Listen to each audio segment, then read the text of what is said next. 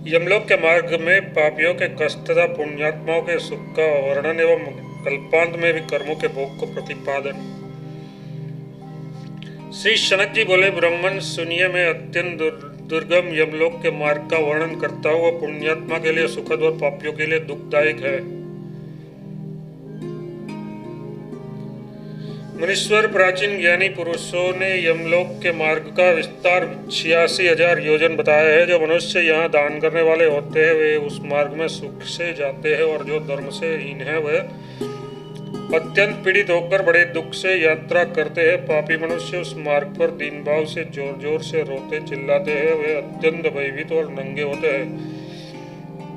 उनके कंठ, ओंठ और तालु सूख जाते हैं। यमराज के दूत, चाबुक आदि के अनेक प्रकार के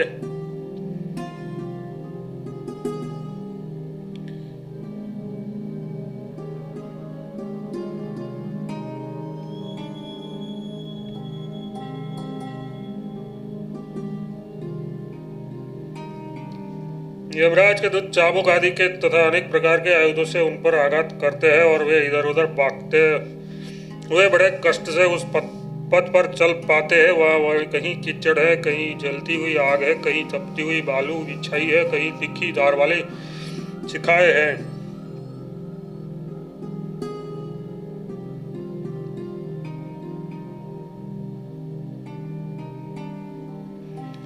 कहीं कांटेदार वृक्ष है और कहीं ऐसे ऐसे पहाड़ है जिसकी शिखाओं पर चलना अत्यंत दुखदायक होता है। कहीं कांटों की बहुत बड़ी बाढ़ लगी हुई है, कहीं कहीं कंदरा में प्रवेश करना पड़ता है। उस मार्ग में कहीं कंकड़ है, कहीं टेल है और कहीं सुई के समान कांटे बिछे हैं तथा कहीं बाघ गरजते रहते हैं। नारद जी, इस प्रकार पापी मनुष्य भांति भांति के क्लेश उठाते हुए यात्रा करते हैं। कोई पास में बंधे होते हैं, कोई अंकुश से खींचते जाते हैं और कहीं कहीं पीठ पर अस्त्र शस्त्रों की मार पड़ती है। इस दुर्दशा में साथ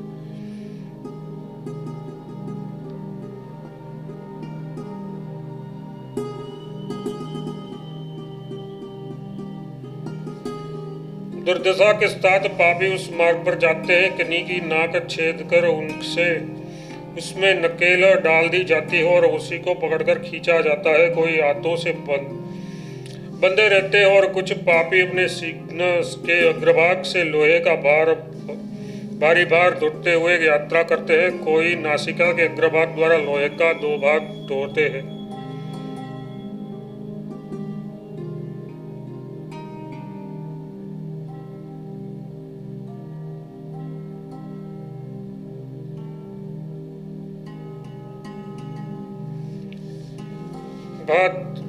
दो बार ढोते हैं और कोई पापी दोनों कानों से 2 लोहे बार वन करते हुए उस मार्ग पर चलते हैं। कोई अत्यंत उच्छ्वास लेते हैं और कोई की आंखें ढक दी जाती है। उस मार्ग में कहीं आश्रम के लिए छाया और पीने के लिए जल तक नहीं है।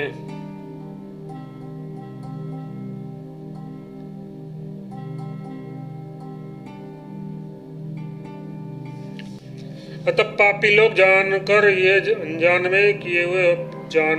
अनजान में किए हुए अपने पाप कर्मों के लिए शोक करते हुए अत्यंत दुख से यात्रा करते हैं। नारद जी, जो उत्तम बुद्धि वाले मानव धर्मनिष्ठ और दानशील होते हैं वे अत्यंत सुखी होकर धर्मराज के लोक की यात्रा करते हैं। मुनिश्रेष्ठ अन्न देने वाले स्वादिष्ट अन्न का भोजन करते हुए जाते हैं। जिन्होंने जलदान दिया है वे भी अत्यंत सुखी होकर उत्तम दूध पीते हुए यात्रा करते हैं। मट्ठा और दही दान करने वाले तत्व संबंधी भोग, मट्ठा और दही दान करने वाले तत्व संबंधी भोग प्राप्त करते हैं। द्विजश्रेष्ठ द्रुत, मधु और दूध का दान करने वाला पुरुष सुधापान करते हुए धर्म मंदिर को जाते हैं। साग देने वाला खीर खाता है और दीप देने वाला संपूर्ण दिशाओं को प्रकाशित करते हुए जाता है। मुनि प्रवर वस्त्र दान करने वाला पुरुष दिव्य वस्त्रों से विभूषित होकर यात्रा करता है। जिसने आभूषण दिया है वह उस मार्ग पर देवताओं के मुख से अपनी स्तुति सुनता हुआ जाता है। गोदान के पुण्य से मनुष्य सब प्रकार के सुख भोग से संपन्न होकर जाता है। द्विजश्रेष्ठ घोड़े, हाथी तथा रथ की सवारी का दान करने वाला पुरुष संपूर्ण भोगों से युक्त विमान द्वारा धर्मराज के मंदिर को जाता है। जिस श्रेष्ठ पुरुष ने माता पिता की सेवा शुश्रूषा की है वह देवताओं से पूजित हो प्रसन्नचित होकर धर्मराज के घर जाता है।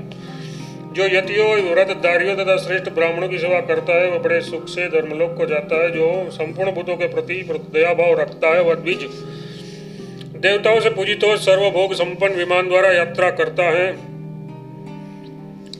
जो विद्यादान में तत्पर रहता है वह ब्रह्मा जी से पूजित होता हुआ जाता है। पुराण पाठ करने वाला पुरुष मुनीश्वरों द्वारा अपनी स्तुति सुनता हुआ यात्रा करता है। इस प्रकार धर्मपरायण पुरुष सुखपूर्वक धर्मराज के निवास स्थान को जाते हैं। उस समय धर्मराज चार भुजाओं से युक्त हो शंख चक्र गदा और खड़ग धारण करके बड़े स्नेह से मित्र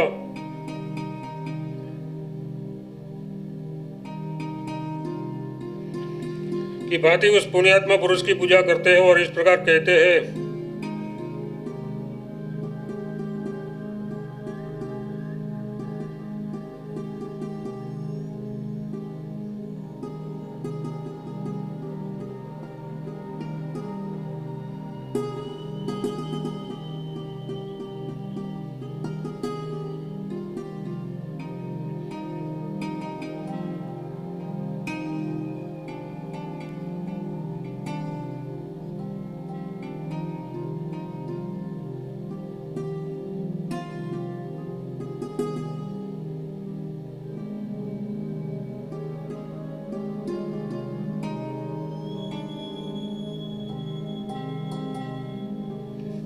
हे बुद्धिमानों में श्रेष्ठ पुण्यात्मा पुरुषों, जो मानव जन्म पाकर पुण्य नहीं करता है वही पापियों में बड़ा है और वह आत्मघात करता है। जो अनित्य मानव जन्म पाकर उसके द्वारा नित्य वस्तु धर्म का साधन नहीं करता वह घोर नरक में जाता है। उससे बढ़कर जड़ और कौन होगा। ये शरीर यातना रूप दुख रूप है और मल मूत्र आदि के द्वारा अपवित्र है। जो इस पर इसकी विस्तार पर इसकी स्थिरता पर विश्वास करता है उसे आत्मघाती समझना चाहिए। सब भूतों में प्राणधारी श्रेष्ठ है। उनमें भी जो पशु पक्षी आदि बुद्धि से जीवन निर्वाह करते हैं वे श्रेष्ठ है। उनसे भी मनुष्य श्रेष्ठ है। मनुष्यों में ब्राह्मण, ब्राह्मणों में विद्वान और विद्वानों में अचंचल बुद्धि वाले पुरुष श्रेष्ठ है। अचंचल बुद्धि वाले पुरुषों में कर्तव्य का पालन करने वाले श्रेष्ठ है और कर्तव्य पालनों में भी ब्रह्मवादी, वेद का कथन करने वाला पुरुष श्रेष्ठ है। ब्रह्मवादियों में भी वह श्रेष्ठ कहा जाता है जो ममता आदि दोषों से रहित हो। उसकी अपेक्षा भी उस पुरुषों में श्रेष्ठ समझनी चाहिए जो सदा भगवान के ध्यान में तत्पर रहता है। इसीलिए सर्वदा प्रयत्न करके सदाचार और ईश्वर की भक्ति रूप धर्म का संग्रह करना चाहिए। धर्मात्मा जीव सर्वत्र पूजित होता है, इसमें संशय नहीं है। तुम लोग संपूर्ण भोगों से संपन्न पुण्य लोक में जाओ। जो यदि कोई पाप है तो पीछे यही आकर उसका फल भोगना है। ऐसा कहकर यमराज उस पुण्यात्माओं की पूजा करते हुए सदगति को पहुंचा देते हैं और पापियों को बुलाकर उसे काल दंड से डराते हुए फटकारते हैं।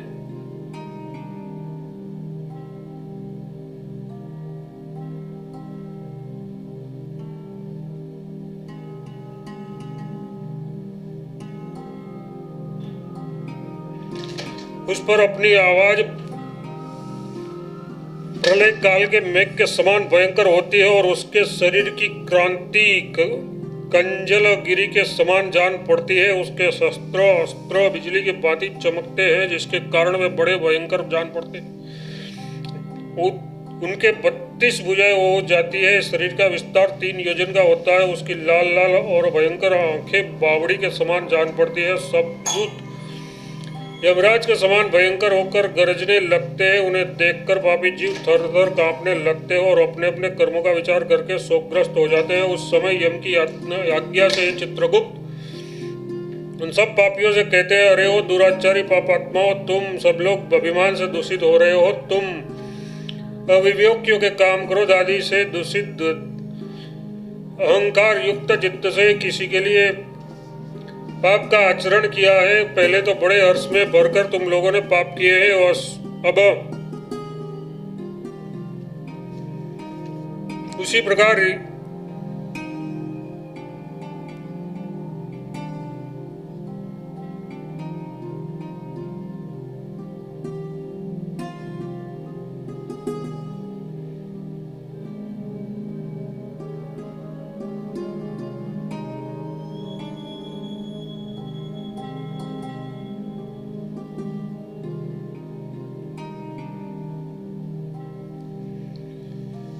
उसी प्रकार नरक की यातना भी भोगनी चाहिए। अपने कुटुंब, मित्र और स्त्री के लिए जैसा पाप तुमने किया है उसी के अनुसार कर्मवश तुम यहाँ आ पहुँचे हो।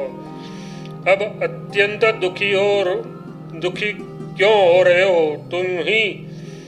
तुम ही सोचो, जब पहले तुमने पापाचार किया था उस समय यह भी क्यों नहीं विचार किया कि यमराज इसका दंड अवश्य देंगे। कोई दरिद्र हो या धनी, मूर्ख हो या पंडित हो और कायर हो या वीर, यमराज सबके साथ समान बर्ताव करते हैं। चित्रगुप्त का ये वचन सुनकर वे पापी भयभीत हो अपने कर्मों के लिए शोक करते हुए चुपचाप खड़े रह जाते हैं। तब यमराज की आज्ञा का पालन करने वाले क्रूर, क्रोधी और भयंकर दूत इन पापियों को बलपूर्वक पकड़कर नरकों में फेंक देते हैं।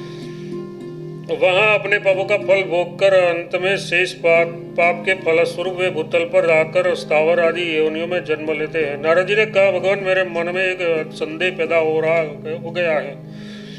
आपने ही कहा है कि जो लोग ग्राम दान आदि पुण्य कर्म करते हैं उन्हें कोटि सहस्त्र कल्पों तक उसका महान भोग प्राप्त होता है। दूसरी ओर ये भी आपने बताया कि प्राकृत प्रलय में संपूर्ण लोगों का नाश हो जाता है और एकमात्र भगवान विष्णु ही शेष रह जाते हैं। अतः मुझे ये संशय हुआ है कि प्रलय काल तक जीव के पुण्य और पाप भोग की क्या समाप्ति नहीं होती।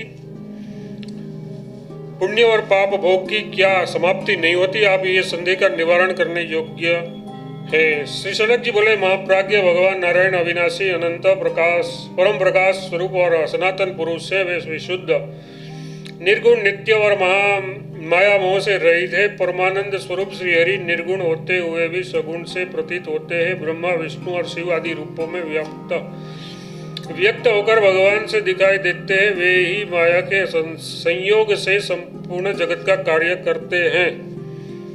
वे ही श्री हरि ब्रह्मा जी के रूप में सृष्टि और विष्णु रूप में जगत का पालन करते हैं और अंत में भगवान रुद्र के रूप में वे सबको अपना ग्रास बनाते हैं। ये निश्चित सत्य है। प्रलय काल व्यतीत होने पर भगवान जनार्दन ने शेषशय्या से उठकर ब्रह्मा जी के रूप से संपूर्ण चराचर विश्व की पूर्ण कल्पनाओं से अनुसार सृष्टि की। विप्रवर पूर्व कल्पों में जो स्थावर जंगम जीव जहाँ जहाँ स्थित है, नूतन कल्प में ब्रह्मा जी उस संपूर्ण जगत की पूर्ववत सृष्टि कर देते हैं। अतः साधु शिरोमणि किए हुए पापों और पुण्यों का अक्षय फल अवश्य भोगना पड़ता है। प्रलय हो जाने पर जीव के जिन कर्मों का फल शेष रह जाता है, दूसरे कल्प में नई सृष्टि होने पर वह जीव पुनः अपने पुरातन कर्मों का भोग भोगता है। कोई भी कर्म 100 करोड़ कल्प में भी 100 करोड़ों कल्पों में भी बिना भोगे नष्ट नहीं होता। अपने किए हुए शुभ और अशुभ कर्मों का फल अवश्य ही भोगना पड़ता है।